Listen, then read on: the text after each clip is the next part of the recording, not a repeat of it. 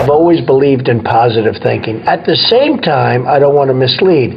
I also believe in aspiring, in terms of what you're doing, aspiring to protect against the downside. You can't just be this wonderful guy walking around everything's positive, because unfortunately that's not the way the world is.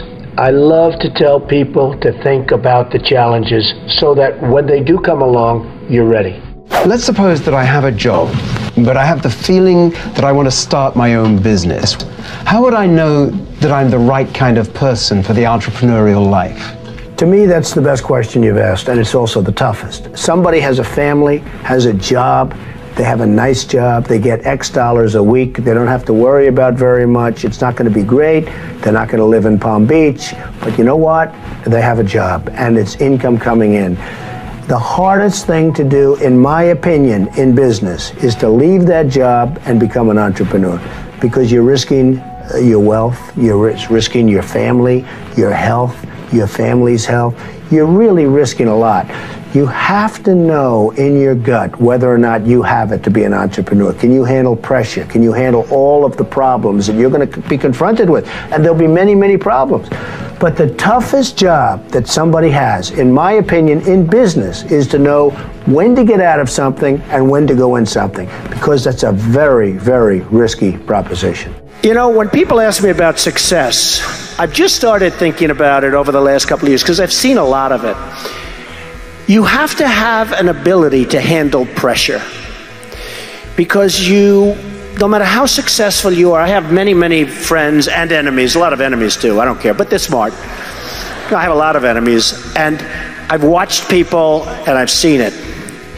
And people that can handle pressure can be entrepreneurs, can be successful. Now, I have some friends that are really, really smart, but they can't handle pressure. In which case, they should work for somebody, do great, and have a good life. There's nothing wrong with it. Because I almost think that's an instinctive thing, the ability to handle pressure. Now, one of the things I tell people about pressure is, you know what, they said, how do you handle pressure? Who's had more pressure than me? Ay, ay, ay. Have I had pressure over the years? And, you know, I mean, I get criticized in my hair, but it's not so bad, and it's real, it's mine. You know it is my real hair. I mean, I get killed. I had an article recently that was so good. It was such a great article. And then it had one line, but he wears the worst hairpiece I've ever seen. I couldn't show the article to anybody, and it's not even true. But you have to have the ability to handle pressure. And if you can't handle pressure, you have to know that about yourself. You have to know that about yourself. So, handle pressure. If you can't, that's okay. But one of the things I tell people about handling pressure is, remember, because they ask me the question, how do you handle the stress? And you know, somebody actually said, Donald, you're so handsome. Do you believe this? I love this person. You're so handsome. How have you stayed so handsome under all this pressure? And I actually thought of it to myself. You have to remember, it doesn't matter. God matters. Your family matters.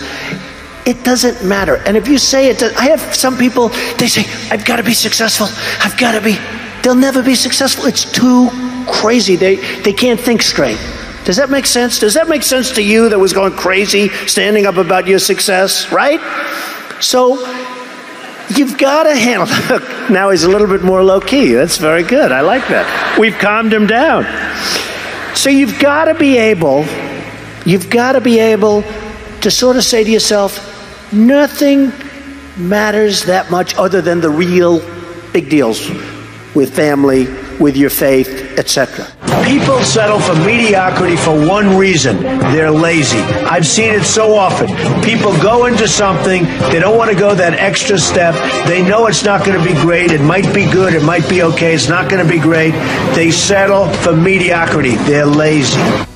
I have 5 children, but the 3 that are in business, and a lot of it's because of the success of The Apprentice, where they go on and people get to know Ivanka and Don and Eric.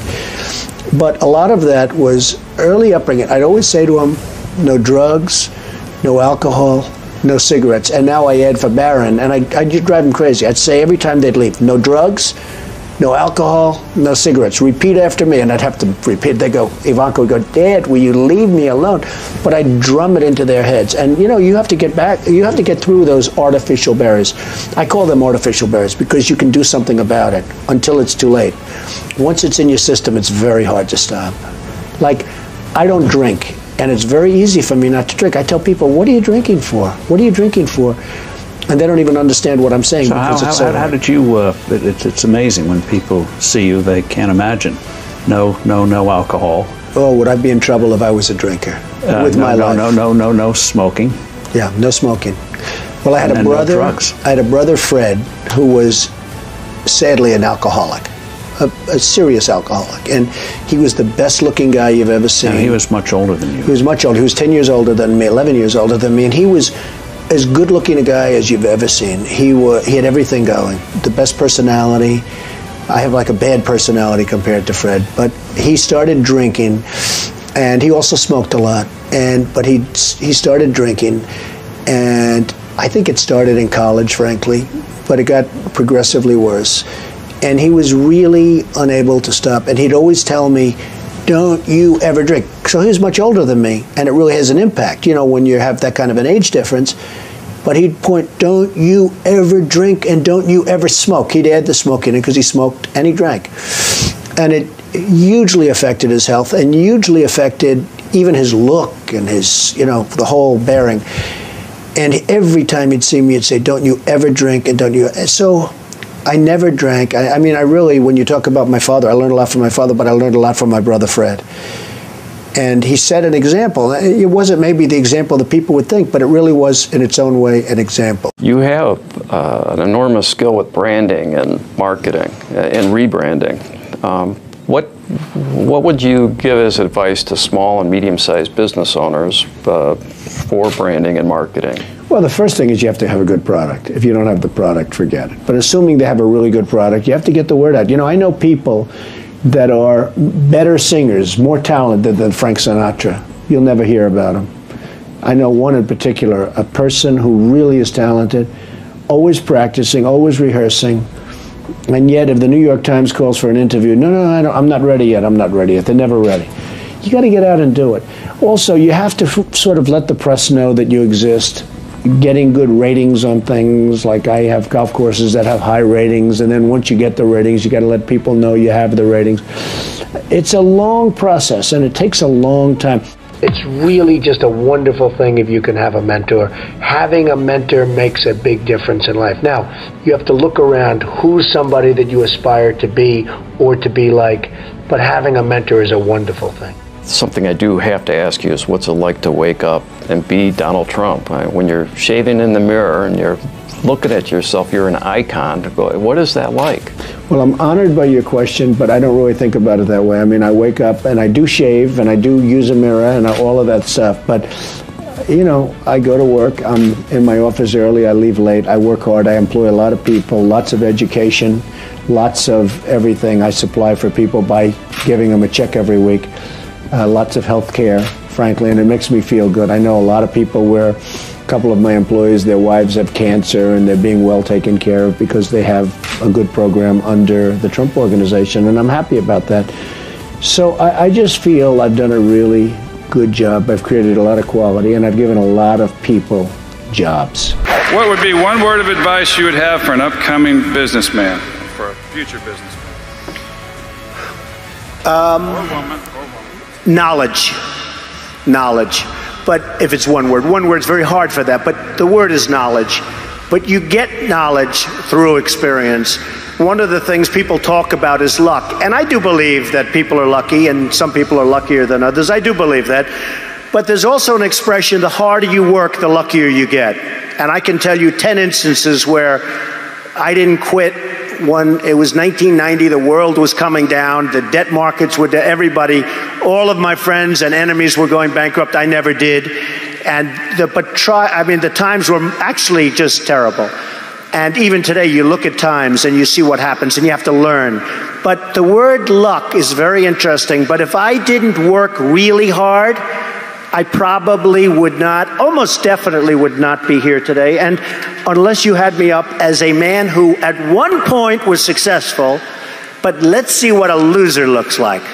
So you have to work hard, because it is true, you can develop luck through hard work.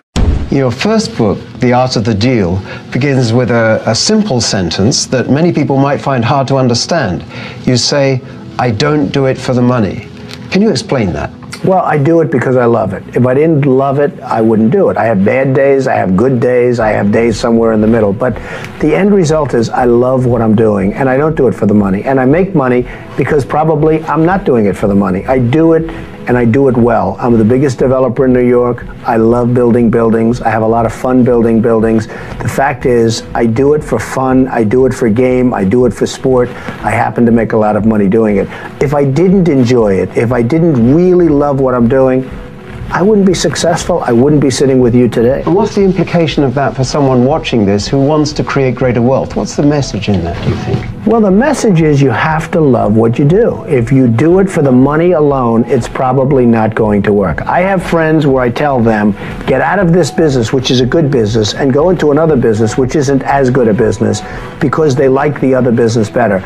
They'll do better in a less good business, so to speak, than they will in the better business, because they like it. Going against the tide is great if it works. Now, it doesn't always work, and you really have to be smart to go against the tide, because you're going against a lot of smart people. But when you get it right, you'll end up better, whether it's Microsoft or Google. I mean, so many people that have really hit big have gone against the tide. But you have to have great confidence in yourself. You have to be the right person. There are very few people that can pull it off, but when you pull it off, it's great. Same thing in real estate. You go against the tide. People are selling, you're buying, the tide changes. I have a friend who was not successful at all, but was really up and coming. And he had a thing. He would only fly first class. I'm not saying do this, because for somebody it won't work, but he needed that mentally. Right. He wanted to fly first class because mentally he wanted to think he was the best, and that's it.